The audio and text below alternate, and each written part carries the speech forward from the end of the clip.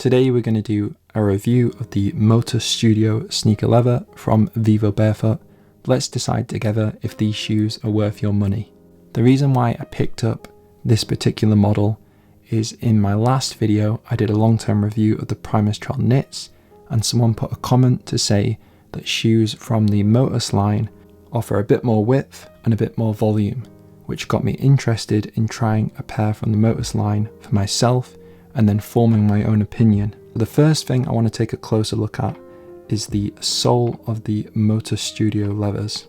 Now this sole has a 2.5mm sole base and a 2.5mm tread depth. As you can see on the bottom, we've got this kind of honeycomb pattern, and each of the lugs is 2.5mm. Now Vivobarefoot described this sole as being quite grippy, and I'm going to try that out on a number of different surfaces today and see how it performs. To get where I am today, I've had to walk on some roads and paths, and you can see these lugs are quite closely packed together, and that means when you're walking on different surfaces, it's got a nice level feeling to the shoe. So if you're walking on grass, you're walking on paths, you're walking on roads, it doesn't really matter. This shoe does work well as an everyday shoe. Now let's move on to talk about the look of the shoe and how the upper's built. So these shoes look quite stylish. I am wearing shorts today because it's a hot summer's day, but if you were to wear these with longer trousers or wearing them to the office, they work in a few more different settings. They've got a kind of performance look, but they also look quite stylish thanks to the black leather upper. Let's take a closer look at the uppers of the Motus Studio leathers. Now the sole attaches and it gives this nice wavy pattern, and this gives a nice stylized look to the shoe. It makes it look a bit more of a performance shoe, but also the upper wild hide leather gives a nice stylized look, and it's very soft. The leather will be more water resistant compared to some of the other models I've tried so far, which have a meshed upper. This is going to perform better in the colder months such as autumn and winter, and give you a little bit more heat and protection from the elements. Other aspects about the upper are that it's got a naturally knitted tongue, which feels quite soft and nice on the upper part of your foot if you're wearing this with or without socks. And you've got standard laces, which means you can lock down the upper and you can get it quite nice and tight, so you can get the fit just right for your foot shape. We've looked at the upper part of the shoe, we've looked at the lower. Let's take the insole out and get a closer look at that. So provided with this shoe is the cork insole, and these insoles are 3mm, which just gives a bit more stack height and comfort to the shoe if you're walking on those harder surfaces.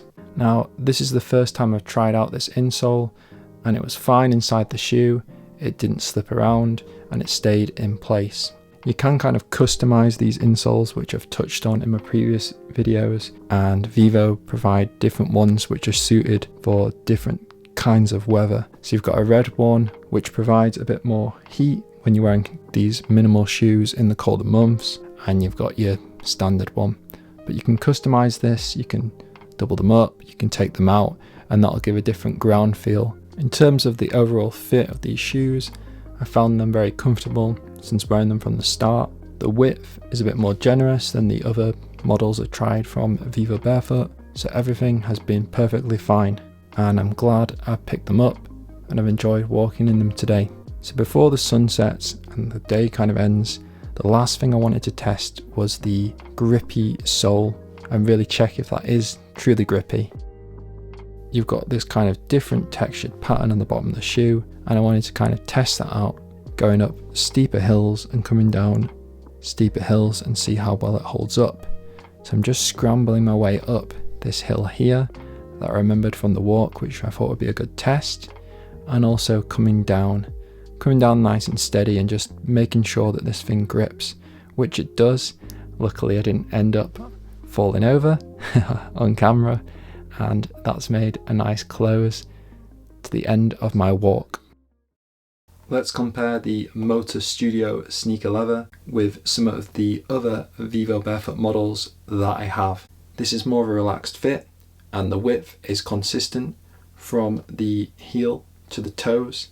So if you tried Vivobarefoot shoes from the Primus line, this is going to give you more width in comparison. The upper is leather, so there's no mesh upper this time, and that's probably going to be more water resistant, although I still have to try these out in the rain. And you've got your standard laces, so this means you can lock down the upper and get the fit just right for your foot shape. In comparison, we have the Primus Trail knits, so these are going to have a much more fitted shoe because of the upper sock-like construction.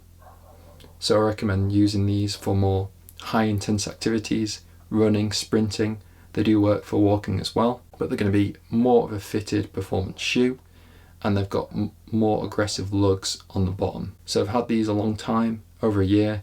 The durability has been really good, and I've racked up loads of miles. So if you want to know more about these ones, make sure to check out my other reviews on them.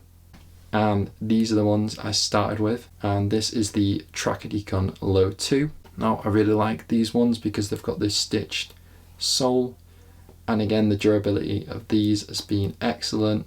I've completely kind of worn down this sole, but I think these ones are best suited for hiking and walking.